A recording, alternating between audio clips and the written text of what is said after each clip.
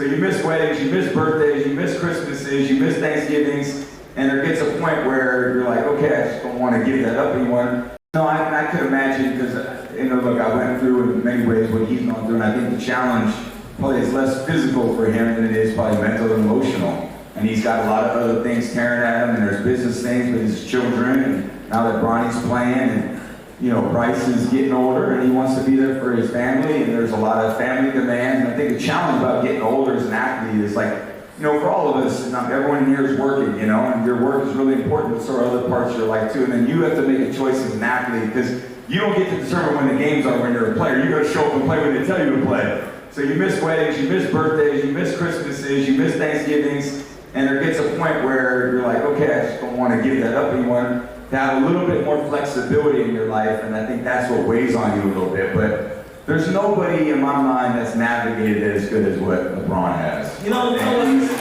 What he's done in basketball in this age, with all the pressure and intensity that's been on him, the Olympics, and the different teams that he's been on, and he's always done things the right way. He's always risen above all the noise and the BS and continued to deliver.